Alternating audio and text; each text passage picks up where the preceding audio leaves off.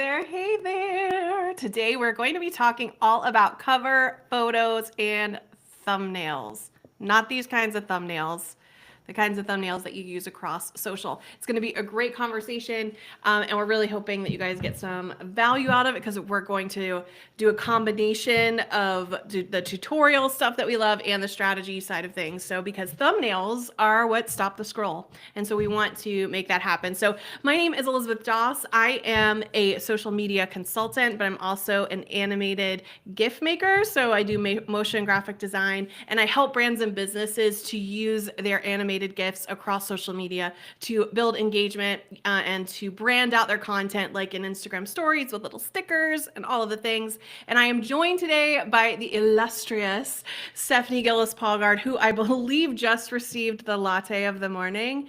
And so the engine is about to get started, and I don't know where we're going to go from there. But anyway, Stephanie, would you please introduce yourself today and get us kicked off? I feel like I should start with an apology because we all know once I get injected with just a little bit of caffeine, it's always maybe just a little dangerous, a little funny, a little dangerous. But hello and welcome everyone. I'm Stephanie Gillis Paulgard. I'm the brand architect behind Take Roots Consulting, and I help businesses and nonprofits spark conversations through traditional media and PR strategies and also on and offline. I am super excited for today's conversation because you're right, Elizabeth, we spend an awful lot of time making this content, but if we're not able to stop the scroll, if you will, and really start engaging our communities, why are we showing up to begin with? So there's been a lot of changes across platforms. I know we're going to do a lot of tutorials, maybe some step-by-step, some sharing of the screens so people can go ahead and take some notes, but encourage you to drop any questions that you have in the comments while you are watching us live, because we can probably, or at least try to tackle them right here in these next 30 minutes. So Elizabeth, where and how would we like to kick off this conversation? You're over pushing all the Yes. buttons. Yes, I am over here pushing all of the buttons. Um, I am so this is something a concept that I had been looking into and trying to dig into the psychology of it, because when you think about all of the content that's out there, especially on YouTube, and somebody's typing into search and they're looking for something specific, a tutorial on something, or maybe some more information on this other thing, and you type in your search and then you are offered this series of videos. Now, it is rare, I think, for people to sit there and read through the titles. They're going to sit there and swipe up and go through the thumbnails to see kind of which direction they want to go. And so this idea and so the psychology even on YouTube is a little bit different than what you would do on Instagram, for instance. But this, how can you think about the most emotionally charged part of your piece of content and how to convey that in an image form? And so one thing that I do know about thumbnails and cover photos is they are making a promise. They're making a promise to the viewer saying, this is the content that you're going to get when you click this video. And you build trust when you have a visual that people know when they click on it, they're going to get an answer to that thing. Or maybe you're building a curiosity and you're wanting them to click so that they might know more. Now, this is a great way in like the storytelling side of things, like, because some people can say top 3 reasons why you should buy yogurt. We're going with yogurt today, guys. Top 3 reasons you should buy yogurt. And you can put that on there and that's fine. But you could also say 3 things that changed my life when I did this one thing. And people are like, well, what is that one thing? And so then you find out, oh, it's because she chose yogurt. Well, that's fascinating. But you don't know that until you click and open the video and you know that that's what we're going to be talking about it. But then you can dive into the 3 things that changed your life about it.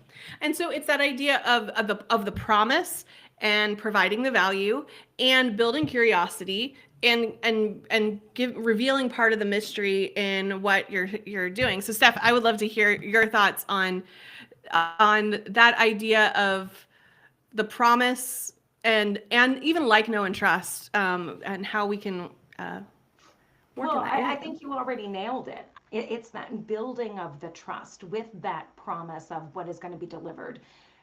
Perhaps some of us have clicked a piece of content that really, at the end of the day, you were like, whoa, well, that headline grabbed me, or also known as clickbait, right? But when I actually clicked it, what did I get? It was lackluster. It was another ad. It was. And so if you don't want to fall into that trap and you don't want your brand, your products, your services, when you show up to be just discarded because we know what they did last time, then go ahead, right? And lean into what that promise is. There's so many fun ways to be able to do it now within platform too. And we're going to spend a lot of time talking about Instagram today, just simply because of the way you can move within platform to be able to set yourself up for success. Now, that being said, as Elizabeth's getting ready to show some screens and do some fun stuff, we all know that dimensions have been changing, on the feed, if you will, for Instagram.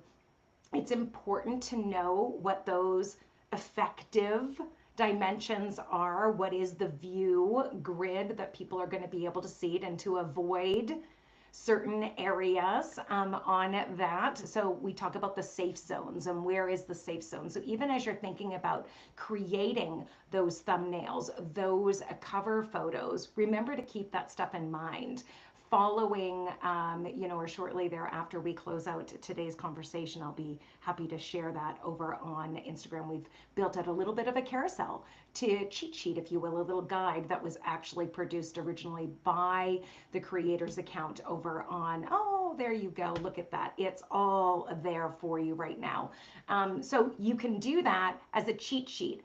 Be prepared to talk about, hey, where is my grid when I'm building it? This is done in Canva. I use Canva every single day. Elizabeth, you're a whiz at all of this, so I'm going to pass it over to you to walk us through some stuff, because I know you've got some tutorials set up for today.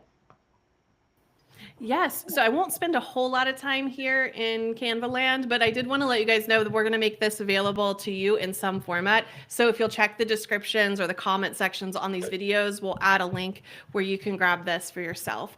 I think the most important thing that I loved about learning this was that when you post a reel or a post you start with a certain size, but understand that when it goes onto the grid, it's actually being resized. So you want to make sure you don't have any text that's too close to the edges or too close to the top. And so this is a great way for you to understand. You need to create a post that is 1080 by 1350 if you're wanting it to look right in the Instagram grid, but understand on your feed, your post feed, it's actually going to shrink it down to 1012 by 1350. So you're losing those pixels on the width of it. So don't make your text too wide or cut off the important parts off of the side. So anyway, that's what this is going to do, is it gets into the nitty gritty side of things. So we're going to stop sharing on that one. But that was something that Steph and I had talked about that we wanted to get to you guys. Okay, so a couple of things with your thumbnails. Try to use big text, big, bold text. And they often recommend sans serif, which means none of the little extra bits on the ones or the T's, or those are those little extra lines. So make it as smooth as possible, but as big as possible, and make it contrast the background as much as possible so that it's very easy to read. Because you got to think, people are looking at their phones a lot of times when they're doing this. And if you have a paragraph in there, people are like, no. And so it probably, on your thumbnails, it probably needs to be 3 to 5 big words. You can have a little byline in there, which is fine, but 3 to 5 big words that make a huge statement. And so for me, I've been using ChatGPT to help me with this. I may have the concept of the post or the reel that I'm wanting to do, and then I'll go, like for instance, for our channel here, the thumbnails we've been creating for LinkedIn and for YouTube, I'll take the concept of what we're going to be talking about, and I'll ask it to create me a scroll stopping or curiosity building or an emotional thing to be able to use. Maybe I can actually I can pull up the one for today. Let me go back to sharing my screen. So that you can see that we made this photo to summarize: better covers, more clicks. Okay, that doesn't really, like, if it was by itself, it would be one thing, but to recognize, if you look over and you see here is a phone. So, okay, we're talking about phone, and then we realize it's a social media account.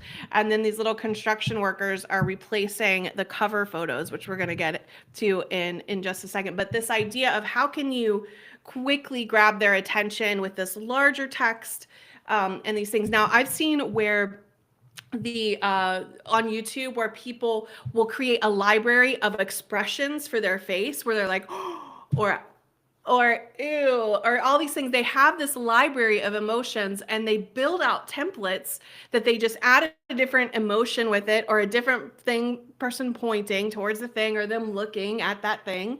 And then they add the text like in that area. And so how can you think about the emotional side of what you're doing? So Steph, I'm going to get set up for the Instagram tutorial, but I would love for you to share whatever on your mind and then set us up for this new Instagram update that we're going to show off. Oh yeah, well, no, wonderful. Well, first of all, I need to give kudos to Elizabeth. She always says we, but it's her, the creative genius behind all of those cover photos. But what I do like, what you just shared, is, and you know, how many times have we taken selfies? You can do this yourself.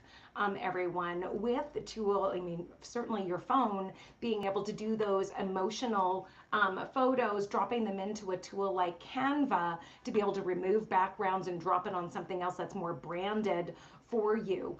What is also interesting about Instagram, if we think about Instagram again, some people are thinking about, oh, reels. I put a lot of reels out there and I'm always struggling with a cover photo. There are some tips and tricks that you can do by moving it into stories, and again using the branding of dropping your font in, dropping your colors in, saving it as a screenshot, and then cropping it so that it meets those safe zone areas that Elizabeth already showed on the screen. So there are tips and tricks that you can do if you're feeling like tech is overwhelming me. And this is why I think something like a tutorial that you're going to dive into now on the resizing built right within Instagram. How are we doing that? How are we using the features and the tools that are available to us now to fix those grid posts, to be able to make those reel covers really stand out and drive that attention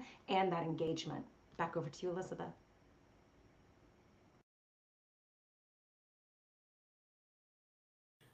Sometimes pushing all the buttons, I forget to unmute myself. Okay, Okay. here we go, guys. We are about to dive into my Instagram that you can see here. Steph, you can see it okay? Awesome. Awesome. Okay, so I am currently on my main Instagram feed. So you can see this is just what yours probably looks like as well.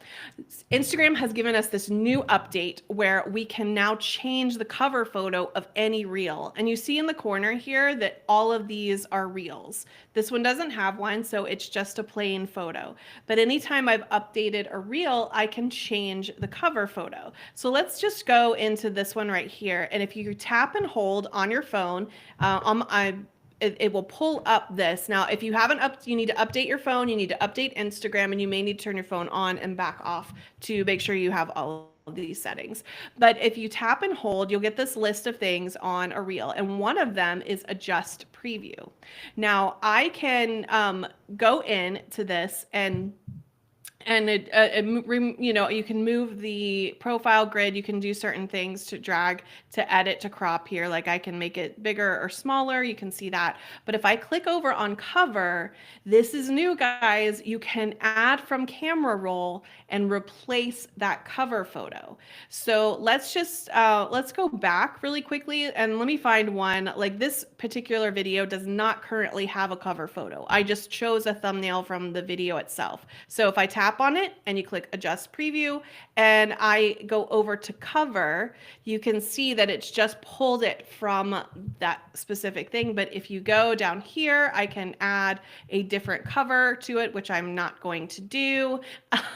But that's the way that you can, and you click done and it will change that cover photo. It may take a second or two for it to update, but this is a brand new thing for Instagram. Now, why would you want to do this? Let's say you misspelled something in your cover photo. Let's say you ran out of time and you just wanted to get a post out. And like we used to go live on Instagram and we'd have to create a cover photo before we went live so we could add it. And I have a feeling now, Steph, even though I haven't tested it, if you go live, you potentially could go back in and add a different cover photo over top of that. But one thing this does is, like when you saw my feed right there, it very quickly can tell you what you're going to find when you click on that video. So let's say somebody sees a video that you created, like Stephanie's Canada video, and they're like, well, what else does she have? Well, they are going to be able to go to her profile, and as they swipe up, they're going to be able to see clearly what content she's offering because she's changed those thumbnails and those cover photos. So don't try to be tricksy and confuse your audience, or but give them straightforward, this is what you're going to find when you click on this particular thing. So I'm going to hand things back to you, Steph. Well, actually, I would love, Elizabeth, if you could go back and do exactly what you just did and select the snowball reel. There is another piece that I wanted to test while we were here. I'm hoping that it's available on your account. I believe I saw it when you pulled it up. And that is, yeah, go ahead and click it so that you're going to adjust the preview again. And in this particular case, you should be able to see in the bottom left-hand corner, there's fonts. So if you click on it, Elizabeth, to be able to adjust it like you did before, it might be just slow. There you go. And do you see this? So if you go ahead and click it, you should be able to now type. So if you wanted that hook and you didn't have it before, this is another opportunity for you to go, yeah, not just a snowball, it's this, and save that. So now you've added. So even though Elizabeth didn't create an initial thumbnail, she selected a photo section or like a section of the video itself, which turned it into a static photo. Now they're giving you an opportunity here with this new feature to go ahead and add text over it and then save it. And then it should be, when you go ahead and you click save again, to be able to show up done. Yeah, and then it should adjust on your feed.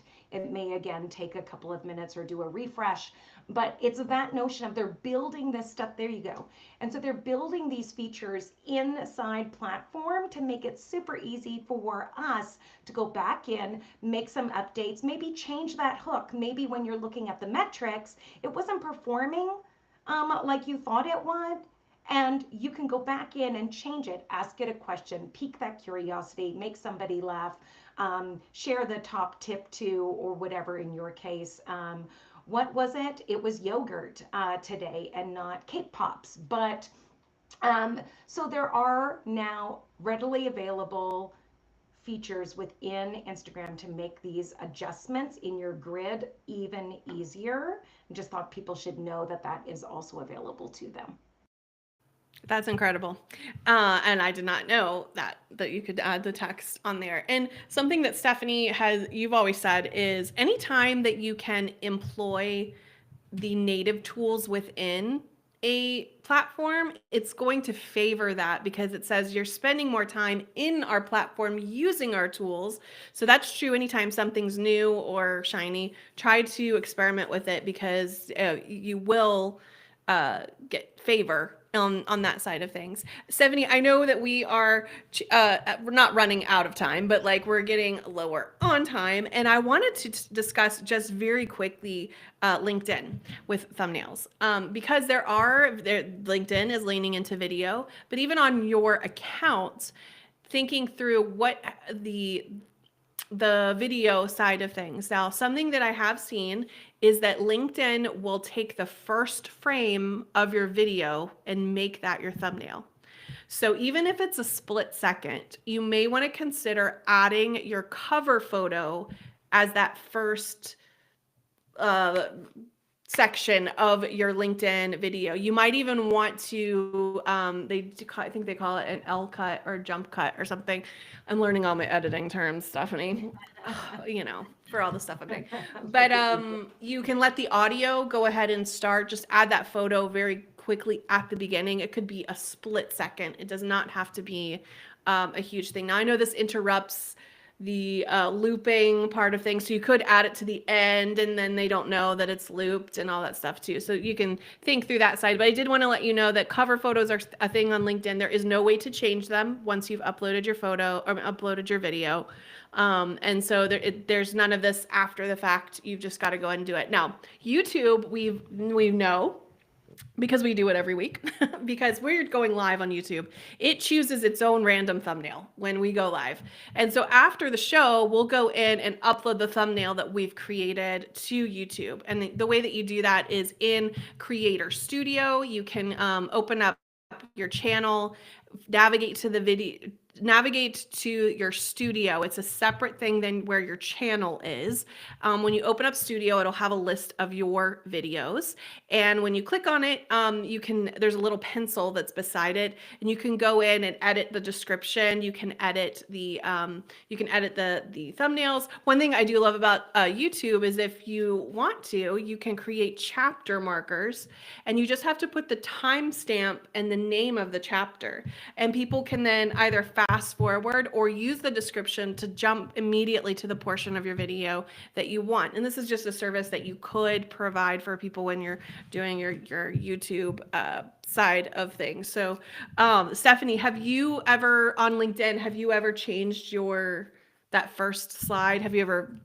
I've thought about doing it, but like this other part of me is like, I don't want to have to make a completely different video. I have not, but that first frame, just like we're talking about on Instagram, it provides that same promise on LinkedIn. So what is it that they're going to delve deeper into? What are you going to serve up? What is that value?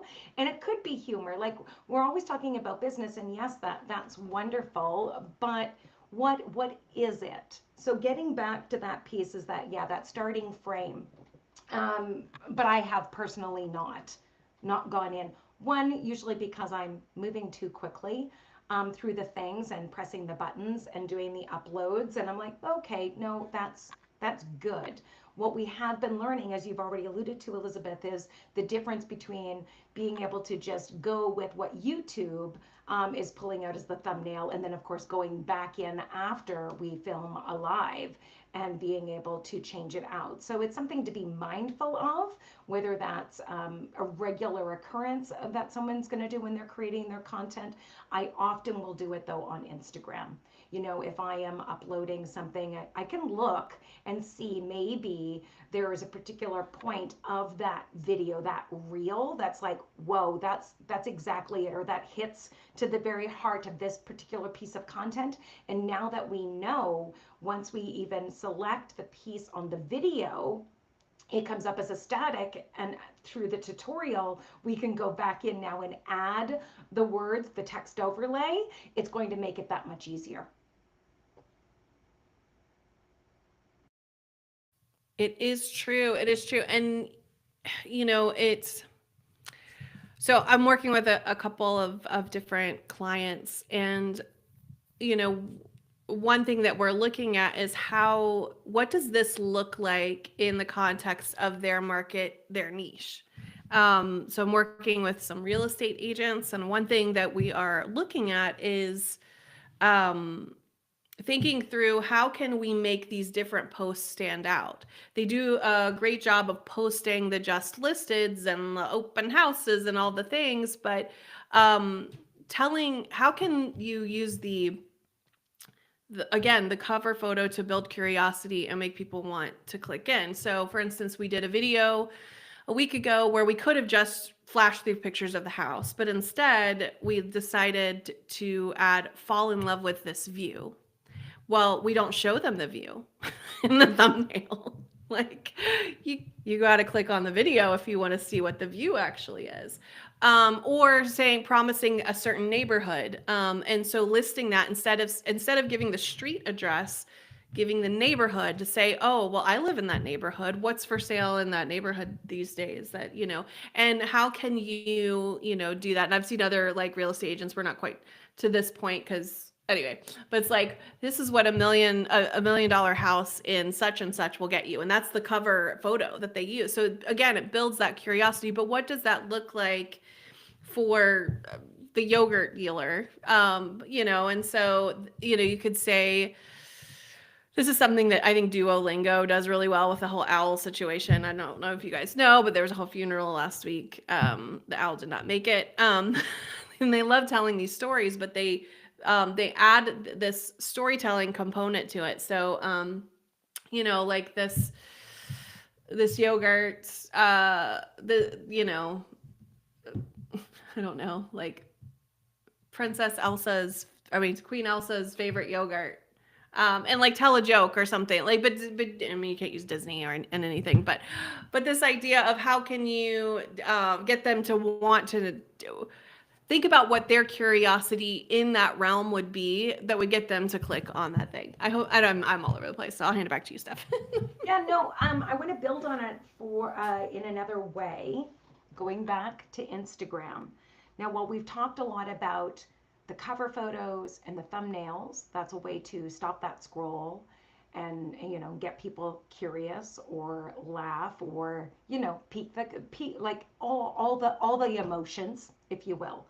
I just want to remind people as we start to get ready to wrap this conversation this week, when you're doing carousels on Instagram, one of the new features, it actually came out back in the fall, if I remember correctly, when you are going in and creating that slideshow effect or that carousel in Instagram, in the feed, you now have the ability to overlay text on each one of the photos. And so if you have, so again, while we were talking about cover photos and thumbnails, another way to keep them going through and to keep scrolling, which of course helps you and engages them in a different way, is to think through that carousel. What is the text on each frame of a carousel? And so if people are familiar with that and well, oh yeah, I remember seeing that, but I don't use it, start to put that in your toolkit. Start to think about ways to break that down. So a lot of people will put steps or a step-by-step tutorial, and then they'll try to get all the text in the caption. So it makes a very long caption. And that there's nothing wrong with that, but try also taking those high points, those 3 to 5 key words, as Elizabeth pointed out at the start of the conversation, and dropping those in throughout the carousel to keep guiding them. Once you start practicing or flexing that muscle, you start to go, oh yeah, right, I can do that here and I can do that there. And so now we start to transfer that knowledge of just in a carousel to now that cover photo, always thinking about what that hook is. That's so smart. And you could still build, like, because I know people's fonts may not be in Instagram, but you could still build a portion of it in your brand and in your colors, but then use that for the body text of it. Use one of the fonts that they offer there. And one thing about carousels too is that, and I've been seeing, you see this a lot, that be thinking of your second slide as a second hook. Because as you're scrolling through Instagram, it'll show you the first photo, but then a little bit later, you may come back around to that same person's content and it's showing you the second photo first. And so remember to keep in mind to still have the main hook, but the second one should still be making a promise, because it's doing that. And this is something that Netflix does. You know, I talk as we wrap up. The Netflix is the king of thumbnails. Let me explain. You go through and you're surfing and you're looking for a movie or a show to watch, and you see this one that you're like, man, this looks really good. I haven't seen this before, but you realize that they rotate through thumbnails. Every movie, I think, probably has 3 to 5 different thumbnails that are moments from the movie that are captured, and they have a different, they just they change it out because it makes you think, wait, I don't, that doesn't look like the movie poster. Have I seen that? Have I ever seen this? How did I not know that they were in this thing? And then you go click on it and realize, oh wait, I've already watched this. They got me by clicking on it to look at it again. So it's something that, if Netflix is doing it, there's a psychology behind making people think it's different. And this would be something fun stuff, I think, to test. You could do your A/B testing of post a reel that doesn't have a cover photo, and then maybe a week or two later post the same reel but use a cover photo, or maybe on YouTube, etc. Can YouTube Shorts have cover photos? Maybe. I think so. I need to look I into want that. to say yes. Yeah. So anyway, but even But if I not, agree with I you, think right? there. It is So that A/B testing of, hey, well, if something didn't perform well this way, let's try it this way. And it gives you a sense of what is working. Obviously, with Instagram now offering up trials for people to be able to share out a reel in a trial phase and see what kind of engagement or how it will perform.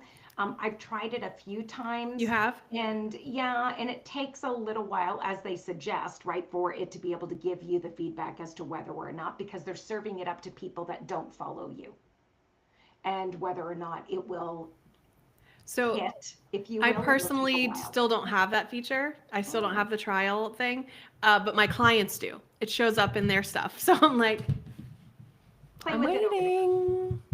there. No, this was wonderful. So again, friendly reminder to be able to think through your cover photos, your thumbnails, consider those safe zones when you are creating, going in and adjusting preview to be able to give you new cover photos, add text to photos that are already there, trying different hooks. There's so many ways to re-engage your audience and then serve it up again to them. So I'm really excited to keep going with it. Fabulous, fabulous. And we thank you all for joining us here on Cultivate Weekly. You can find us on YouTube if you search at Cultivate Weekly, and you'll find the playlist of our past lives. We encourage you to go and check out some of our most recent conversations. There's a whole playlist out there for you to be able to binge watch and get caught up on, hopefully, on some things, some tutorials, etc. And we look forward to seeing you guys. I can't believe, is it going to be March by Yes. our next? Yes. What is happening? What is happening?